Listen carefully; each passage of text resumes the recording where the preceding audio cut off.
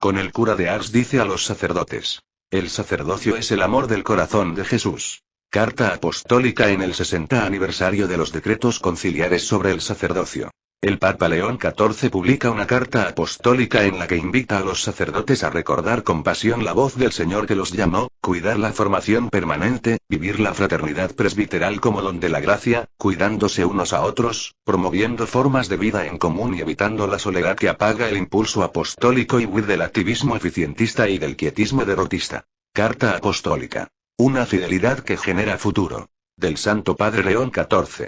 Con motivo del 60 aniversario de los decretos conciliares Optatant Totius y Presbyteror Ordinis. 1. Una fidelidad que genera futuro es a lo que los presbíteros están llamados también hoy, en la conciencia de que perseverar en la misión apostólica nos ofrece la posibilidad de interrogarnos sobre el futuro del ministerio y de ayudar a otros a percibir la alegría de la vocación presbiteral.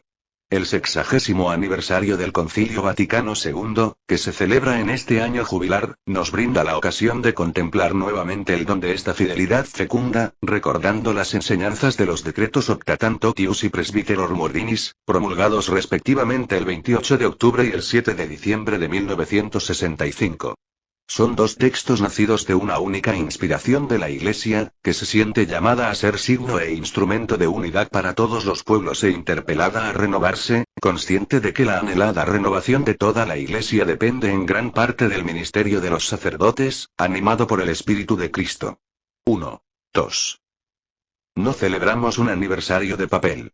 Ambos documentos, en efecto, se fundamentan sólidamente en la comprensión de la Iglesia como el pueblo de Dios que peregrina en la historia y constituyen un hito fundamental de la reflexión acerca de la naturaleza y la misión del ministerio pastoral, así como de la preparación para el mismo, conservando con el paso del tiempo una gran frescura y actualidad. Invito, por tanto, a continuar la lectura de dichos textos en el seno de las comunidades cristianas y a su estudio, particularmente en los seminarios y en todos los ámbitos de preparación y formación para el ministerio ordenado. 3. Los decretos Optatant Totius y Presbyteror Ordinis, bien situados en el cauce de la tradición doctrinal de la Iglesia sobre el sacramento del orden, pusieron ante la atención del concilio la reflexión sobre el sacerdocio ministerial y manifestaron la solicitud de la asamblea conciliar por los sacerdotes. El propósito era elaborar los presupuestos necesarios para formar a las futuras generaciones de presbíteros según la renovación promovida por el concilio, manteniendo firme la identidad ministerial y, al mismo tiempo, evidenciando nuevas perspectivas que integraran la reflexión precedente, en la lógica de un sano desarrollo doctrinal. 2. Es necesario, por tanto, hacer de ellos una memoria viva, respondiendo a la llamada a acoger el mandato que estos decretos han confiado a toda la Iglesia. Revitalizar siempre y cada día el ministerio presbiteral, extrayendo fuerza de su raíz, que es el vínculo entre Cristo y la Iglesia, para ser, junto con todos los fieles y a su servicio, discípulos misioneros según su corazón. 4. Al mismo tiempo, en los 6 decenios transcurridos desde el concilio, la humanidad ha vivido y sigue viviendo cambios que exigen una verificación constante del camino recorrido y una coherente actualización de las enseñanzas conciliares. Paralelamente, en estos años la Iglesia ha sido conducida por el Espíritu Santo a desarrollar la doctrina del concilio sobre su naturaleza comunional según la forma sinodal y misionera.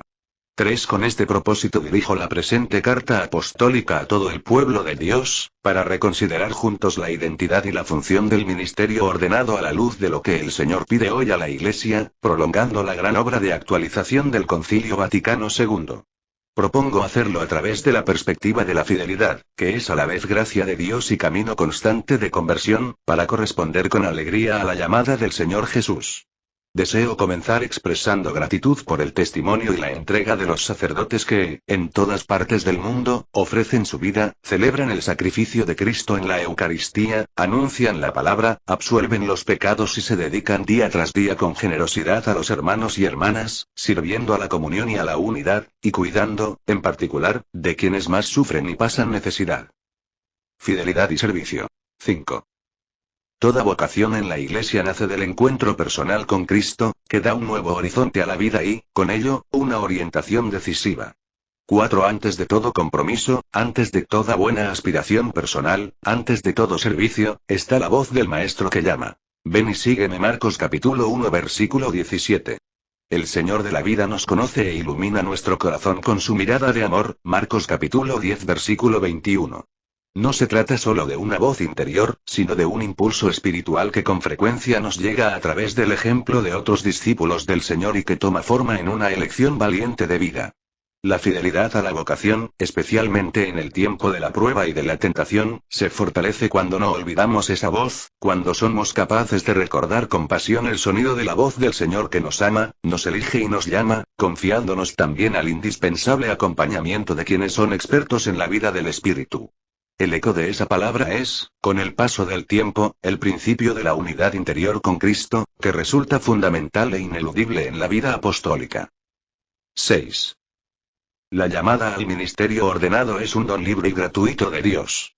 Vocación, en efecto, no significa constricción por parte del Señor, sino propuesta amorosa de un proyecto de salvación y libertad para la propia existencia que recibimos cuando, con la gracia de Dios, reconocemos que en el centro de nuestra vida está Jesús, el Señor.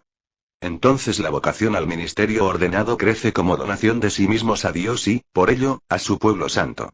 Toda la Iglesia ora y se alegra por este don con el corazón lleno de esperanza y gratitud, como expresaba el Papa Benedicto XVI al concluir el año sacerdotal. Queríamos despertar la alegría de que Dios esté tan cerca de nosotros, y la gratitud por el hecho de que Él se confía nuestra debilidad. Que Él nos guíe y nos ayude día tras día. Queríamos también, así, enseñar de nuevo a los jóvenes que esta vocación, esta comunión de servicio por Dios y con Dios, existe. Más aún, que Dios está esperando nuestro sí. 5. 7. Toda vocación es un don del Padre que pide ser custodiado con fidelidad en una dinámica de conversión permanente. La obediencia a la propia llamada se construye cada día mediante la escucha de la palabra de Dios, la celebración de los sacramentos en particular en el sacrificio eucarístico, la evangelización, la cercanía a los últimos y la fraternidad presbiteral, bebiendo de la oración como lugar eminente de encuentro con el Señor. Es como si cada día el sacerdote regresara al lago de Galilea, allí donde Jesús preguntó a Pedro: ¿me amas? Juan capítulo 21 versículo 15, para renovar su sí. 6. En este sentido se comprende lo que Octatantotius indica respecto a la formación sacerdotal, deseando que no se detenga en el tiempo del seminario, número 22, abriendo el camino a una formación continua, permanente, de modo que constituya un dinamismo de constante renovación humana, espiritual, intelectual y pastoral. 8. Por tanto, todos los presbíteros están llamados a cuidar siempre de la propia formación, para mantener vivo el don de Dios recibido con el sacramento del orden. Segunda epístola a Timoteo, capítulo 1, versículo 6. La fidelidad a la llamada, pues, no es inmovilidad ni cierre, sino un camino de conversión cotidiana que confirma y hace madurar la vocación recibida. En esta perspectiva, es oportuno promover iniciativas como el Congreso para la Formación Permanente de los Sacerdotes, celebrado en el Vaticano del 6 al 10 de febrero de 2024, con más de 800 responsables de la formación permanente provenientes de 80 naciones. Antes de ser esfuerzo intelectual o actualización pastoral, la formación permanente sigue siendo memoria viva y actualización constante de la propia vocación en un camino compartido. 9. Desde el momento mismo de la llamada y desde la primera formación, la belleza y la constancia del camino están custodiadas por la Sequela Christi. Todo pastor, en efecto, antes incluso de dedicarse a la guía del rebaño, debe recordar constantemente que él mismo es discípulo del Maestro, junto con los hermanos y hermanas, porque a lo largo de la vida se es siempre discípulo, con el constante anhelo de configurarse con Cristo. 7. Solo esta relación de seguimiento obediente y de discipulado fiel puede mantener la mente y el corazón en la dirección correcta, a pesar de las dificultades que la vida puede depararnos. 10. En estas últimas décadas, la crisis de confianza en la Iglesia provocada por los abusos cometidos por miembros del clero que nos llenan de vergüenza y nos llaman a la humildad nos ha hecho aún más conscientes de la urgencia de una formación integral que asegure el crecimiento y la madurez humana de los candidatos al presbiterado, junto con una rica y sólida vida espiritual. 11. El tema de la formación resulta central también para afrontar el fenómeno de quienes, después de algunos años o incluso decenios, abandonan el ministerio. Esta dolorosa realidad, en efecto, no debe interpretarse solo en clave jurídica, sino que exige mirar con atención y compasión la historia de estos hermanos y las múltiples razones que pudieron conducirlos a tal decisión. Y la respuesta que se ha de dar es, ante todo, un renovado compromiso formativo, cuyo objetivo es un camino de familiaridad con el Señor que involucra a toda la persona. El corazón, la inteligencia, la libertad, y la moldea a imagen del buen pastor. 8. 12. En consecuencia, el seminario, sea cual sea su modalidad, debe ser una escuela de los afectos, y necesitamos aprender a amar y a hacerlo como Jesús. Por ello invito a los seminaristas a un trabajo interior sobre las motivaciones que abarque todos los aspectos de la vida. No hay nada en ustedes que deba ser descartado, sino que todo debe ser asumido y transfigurado en la lógica del grano de trigo, con el fin de convertirse en personas y sacerdotes felices, puentes y no obstáculos para el encuentro con Cristo para todos aquellos que se acercan a ustedes. 9. Solo presbíteros y consagrados humanamente maduros y espiritualmente sólidos, es decir, personas en las que la dimensión humana y la espiritual están bien integradas y que, por ello, son capaces de relaciones auténticas con todos, pueden asumir el compromiso del celibato y anunciar de modo creíble el Evangelio del resucitado. 13.